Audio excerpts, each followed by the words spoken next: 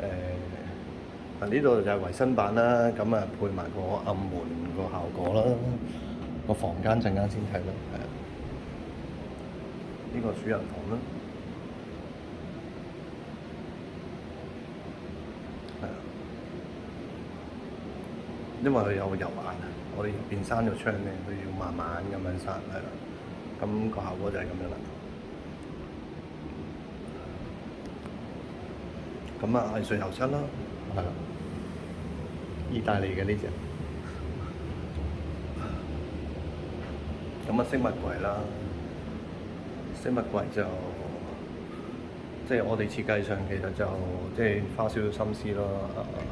好似而家興呢啲咁細嘅熄燈啦，係啦，細路櫃。咁其實將來個客人咧就我俾條圖拎去再自己去購買呢啲就一拍落去咧，就隨時佢可以打住個 figure 咁樣。咁呢啲全部都活動嘅，係啦。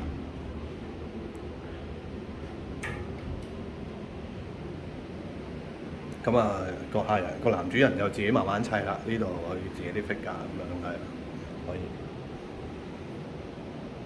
咁啊，我哋睇下洗手間啦，鏡箱啦，洗面盆地櫃啦，係啦。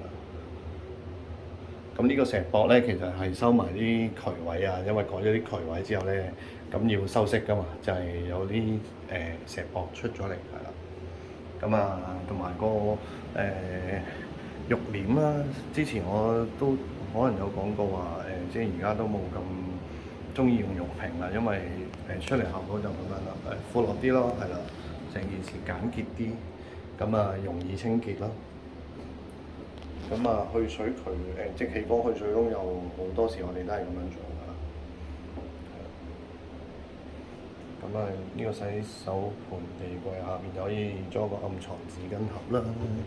咁儲物嘅空間就盡用啦，係咁樣啦。鏡箱啦，係啦。咁有睇過我片嗰啲都知道即係呢啲就係個細心位啦。係啦。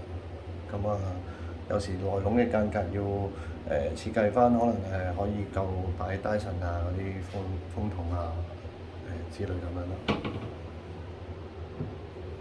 天花浴室部啦，嗰個排氣喉又係喺天花上邊，跟住走出廚房再排出街咁樣嘅。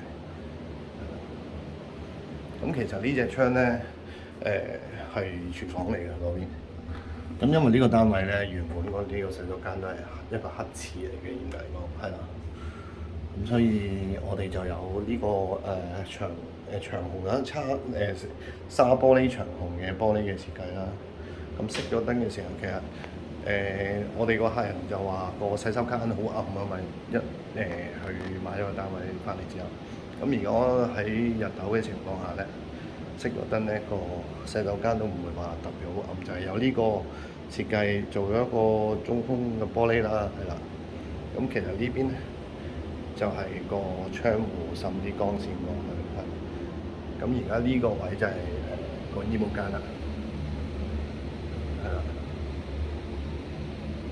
咁將來呢個位啦，客人會自己有張氈放落去啦，係啦。咁呢啲都係儲物嘅空間啦，提高咗嘅。呢啲就收藏一啲figure 嗰啲盒啊之類咁樣啦。咁其實呢度係一個衣櫃位嚟嘅。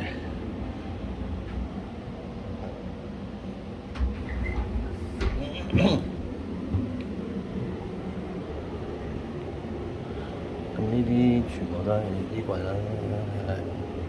咁呢個梳妝台啦，係啦，所以有個全身鏡俾客人啦。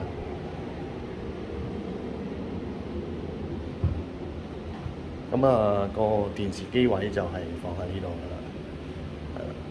咁點解會有呢啲又係啲細心位啦？咁有個玻璃小玻璃做一個特色，就係想容易個空間感闊落啲啦，同埋呢個窗口啲光線都會入到嚟廳呢邊，係啦。